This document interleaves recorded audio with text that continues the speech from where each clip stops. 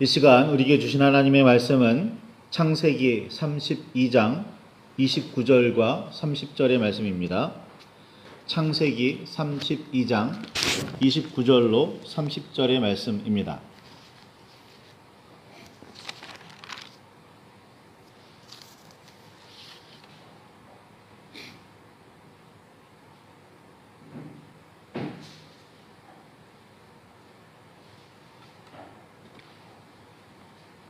찾으셨으면 우리 함께 말씀을 봉독하시겠습니다.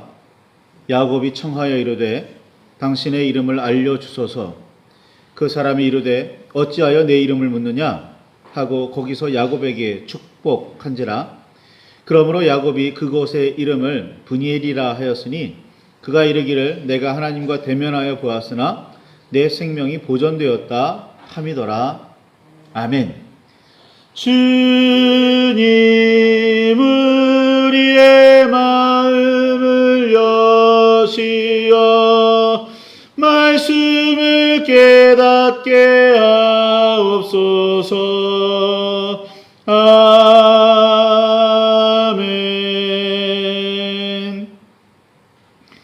아멘. 주님의 사랑과 은혜가 저와 여러분 안에 가득하기를 소망합니다. 형 에서의 분노를 피하려고 아버지 집을 도망 나와 외삼촌 라반의 집에서 20여 년을 지내던 야곱은 다시 고향인 가나안으로 향하고 있었습니다.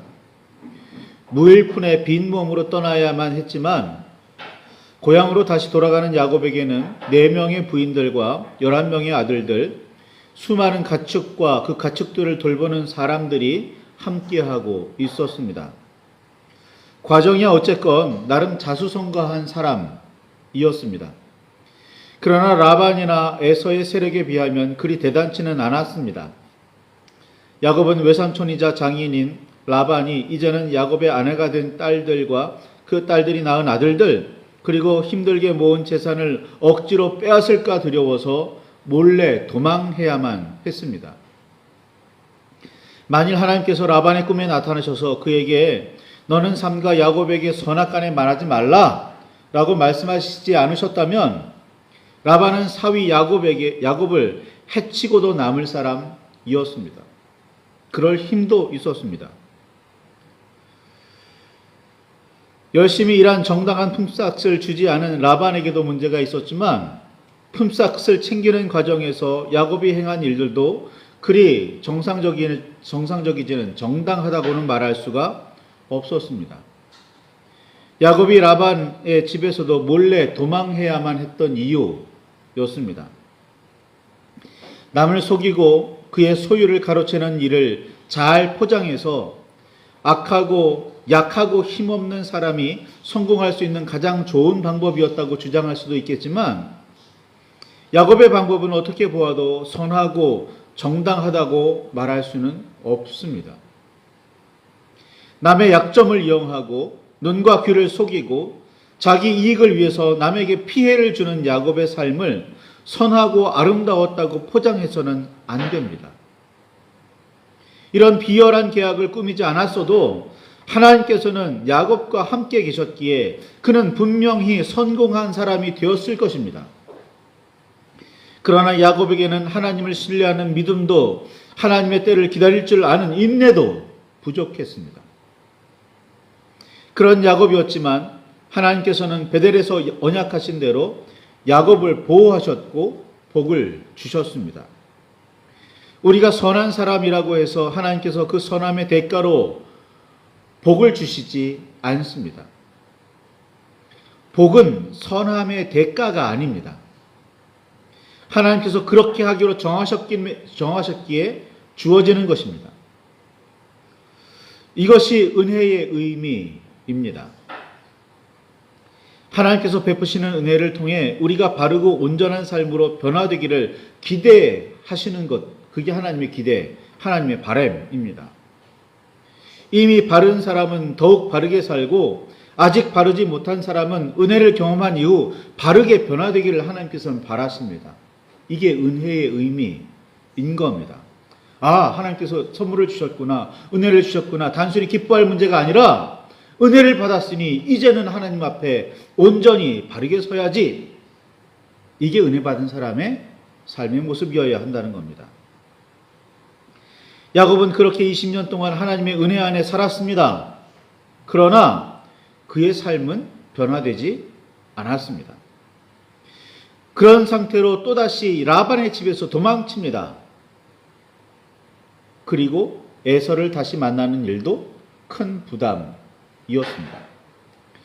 가나안으로 돌아가는 길에 야곱은 하나님의 사자들을 만나고서는 그들을 마하나임, 즉 하나님의 군대라고 고백합니다. 쫓아오는 라반을 막으신 하나님의 도우심으로 무사히 가나안으로 돌아가고는 있었지만 분노에 휩싸여 자신을 죽이려고 펄펄 뛰던 형을 다시 만나야 하는 일은 감당하기 힘들어 했습니다. 야곱 앞에 갑자기 등장하신 하나님의 사자는 하나님께서 야곱을 군대를 동원해서 지키고 계신다는 그런 의미였습니다. 이 사실만으로는 부족했을까요? 야곱은 형을 다시 만날 만반의 준비를 시작합니다. 에서에게 미리 사자를 보내 자신이 돌아가고 있다는 그런 소식을 알립니다. 이 소식을 들은 에서는 당장에 400명을 거느리고 야곱을 만나러 출발합니다. 당시에 400명이라는 숫자는 한 부족이 끌어모을 수 있는 군대로는 매우 큰 규모였습니다. 하나님의 군대가 야곱과 함께 하고 있었지만 에서가 400명을 거느리고 출발했다는 소식을 듣고서는 야곱은 심히 두렵고 답답해합니다. 하나님의 군대가 함께하고 계심의 의미가 무엇인지 분명하게 알고 하나님을 진정 의지하고 있었다면 야곱이 두려워 떨며 답답해할 이유는 없었습니다. 그러나 하나님의 사자들을 눈으로 보고 하나님께서 보내신 군대라고 고백하면서도 야곱은 여전히 두려워하고 있었습니다. 믿음이 있는 듯 보이기는 했지만 실제로 감당하기 힘들어 보이는 어떤 일이 벌어지면 겉으로는 튼튼해 보였던 믿음의 본 모습이 드러납니다. 여전히 하나님의 군대가 지키며 보호하고 있다는 사실을 굳게 신뢰하지 못하던 야곱은 야복 나루에서 홀로 남아 하나님께 기도하기 시작합니다. 그나마 기도하며 의지할 분은 하나님뿐이었던 모양입니다. 위기에 빠져봐야 그가 진정 무엇을 신뢰하고 있는지를 알 수가 있습니다. 전에는 하나님을 의지하며 헤쳐나갔더라도 지금은 다른 모습일 수 있기 때문입니다. 하나님은 우리의 믿음을 확인하시고 또 확인하십니다.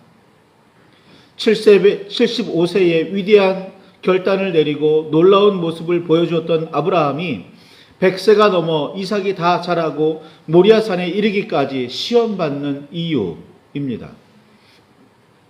전에는 믿음이 있는 사람이었는데 지금은 어떠냐는 질문을 하나님께서는 계속 우리에게 하십니다.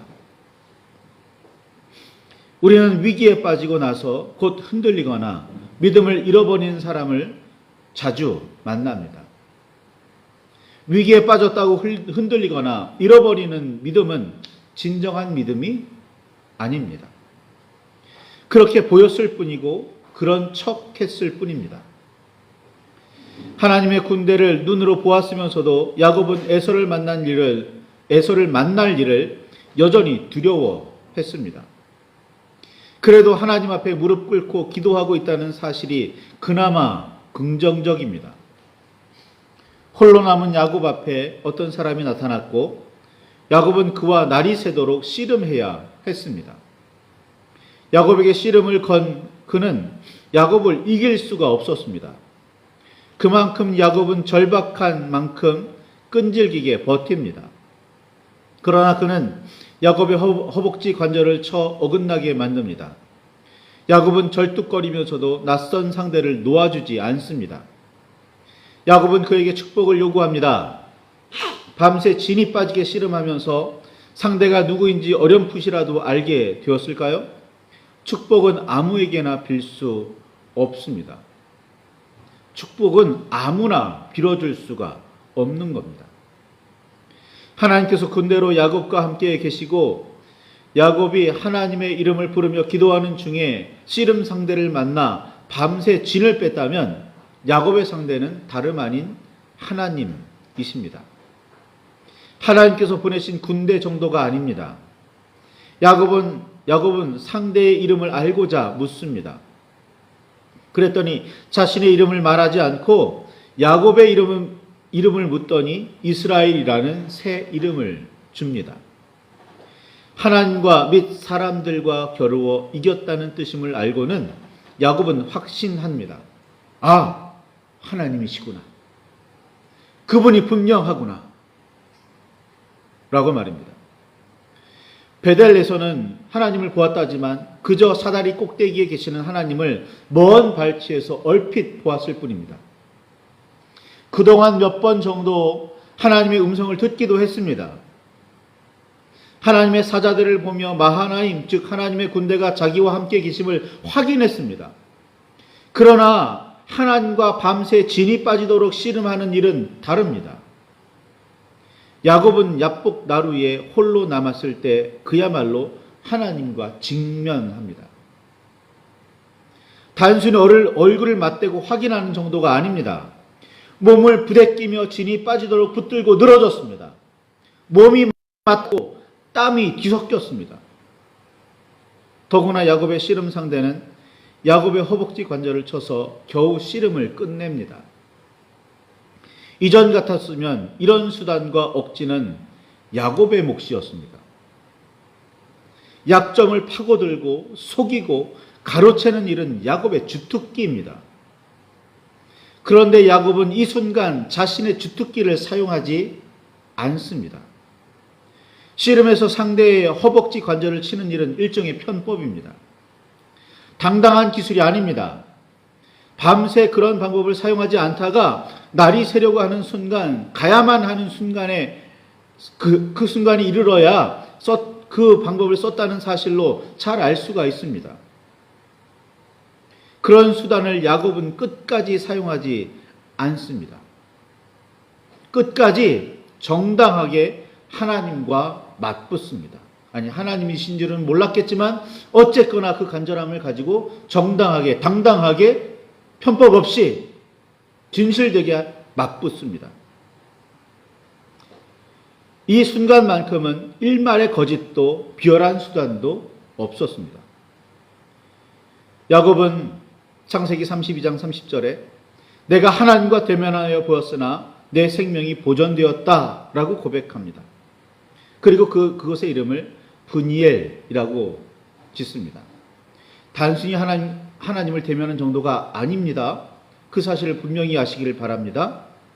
하나님과의 정직한 대면, 즉 직면 이후에 야곱의 인생의 최대 위기였던 에서를 만나는 일은 생각보다 너무 쉽게 그리고 편안하게 해결됩니다. 오늘은 예수님께서 예루살렘 성에 들어가셨던 날을 기념하는 종려주일입니다. 예수님께서 사람들 앞에 나타나셔서 공생애를 사신 3년 동안 예루살렘을 찾아가시는 일은 한두 번이 아니었지만 이번만큼은 달랐습니다. 예수님께서 제자들에게 이번에 예루살렘에 가면 잡혀서 고통받다가 죽게 되리라고 3번이나 말씀하셨습니다. 예수님께서 예루살렘에 가면 어떤 일이 일어날지 예수님은 너무나 잘 알고 있었습니다. 당해야 할 고통이 얼마나 심한지, 감당해야 할 짐의 무게가 얼마나 무거운지, 져야 할 십자가가 얼마나 큰지 너무나 잘 아셨습니다. 미리 아신 만큼 마음만 먹었다면 얼마든지 피할 수도 있었습니다. 제자들에게 예루살렘에서 일어날 일을 미리 알리시기는 하셨지만 제자들은 그 말씀의 뜻이 무엇인지를 알지 못했습니다.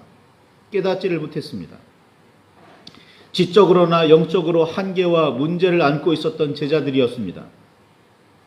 예수님을 맞아들이는 예루살렘 사람들은 종려나무 가지를 흔들며 이렇게 말합니다. 호산나 다윗의 자손이여 찬송하리로다. 주의 이름으로 오시는 이여 가장 높은 곳에서 호산나 라고 말입니다.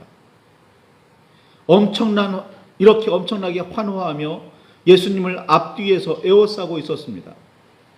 마치 승리하고 돌아오는 개성 장군을 맞이하는 듯, 빼앗기고 잃어버렸던 다윗의 나라를 되찾은 듯, 성대한 축제라도 벌어진 듯 온 성이 시끌시끌했습니다. 속도 모르고 기뻐 날뛰는 무리를 보시는 예수님의 마음은 어땠을까요?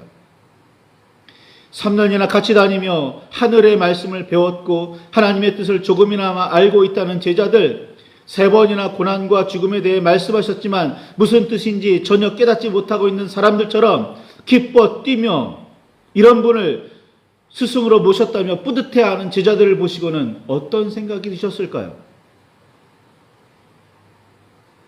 그러나 예수님께서는 누구도 자기 마음을 몰라준다며 알아주지 않는다며 투정하지 않으십니다. 그저 묵묵히 그 길을 걸으시며 못 모르는 사람들을 불쌍히 여기실 뿐이었습니다. 예수님께서는 고난을 피하지 않으시고 직면하십니다. 하나님의 뜻과 계획에 순종하십니다. 이는 겟세마네의 기도에서 절정으로 치닫습니다. 겟세마네에서 예수님께서는 함께 간 베드로와 세베대의 두 아들 야고보와 요한에게 내 마음이 매우 고민하여 죽게 되었으니 너희는 여기 머물러 나와 함께 깨어 있으라 라고 말씀하셨지만 육신이 연약한 그들은 아무 생각 없이 잠이나 잘 뿐이었습니다. 누구도 알아주지 않고 누구의 도움도 없이 예수님께서는 하나님과 하나님의 뜻에 그리고 맡은 사명과 사역에 직면합니다. 마태복음 26장 39절에 있는 말씀처럼 내 아버지여 만일 할만하시거든 이 잔을 내게서 지나가게 하옵소서 라고 기도하시면서도 그 기도의 마무리는 나의 원대로 마옵시고 아버지의 원대로 하옵소서 였습니다. 똑같은 기도를 3번이나 하시면서도 결론은 늘 같았습니다. 예수님은 피하지 않으십니다. 야곱도 야복 나루에서만큼은 홀로 남았던 그날만큼은 피하지 않았습니다. 마태복음 11장 30절에 보면 내 멍에는 쉽고 내 짐은 가벼움이라 라고 예수님께서 말씀하셨지만 하나님의 도움 없이 그리고 하나님과 동행하지 않고는 절대로 쉬울 수도 가벼울 수도 없는 것이 예수님이 지신 멍에 그 짐입니다. 하나님은 우리가 어떤 사람이든 약속하신 대로 우리와 동행하십니다. 우리를 버리지 않으십니다.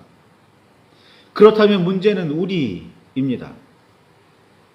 우리가 야복에서의 야곱처럼 예수님처럼 하나님을 직면하고 있는지 말입니다. 우리가 하나님을 붙들고 그 뜻에 진실되고 변함없이 순종하고 있는지 말입니다. 그때는 그랬지가 아니라 그때나 지금이나 여야 하고 언제나 여야 합니다. 그렇게 예수님은 십자가를 직면하셨고 하나님 아버지를 직면하셨습니다. 야곱은 야복에서만 그런 듯 보이지만 어쨌거나 예수님은 다르셨습니다. 그렇게 예수님을 정말 참되게 만났다고 고백하는 사람들이 그리스도인입니다. 그렇게 정말 그렇게 정말 만나셨습니까? 말로만이 아니라 진실로 그렇게 예수님을 직면하셨고 하나님을 정말 만나셨습니까? 그분과 진땀을 흘려가며 씨름했고 그렇게 하나님의 뜻을 발견하셨습니까? 오늘 종료주일입니다. 한편에서는 겉으로는 기쁨과 환호의 날이지만 예수님은 정말 기뻐하셨을까요? 오늘부터 고난 주간이 시작됩니다. 아니,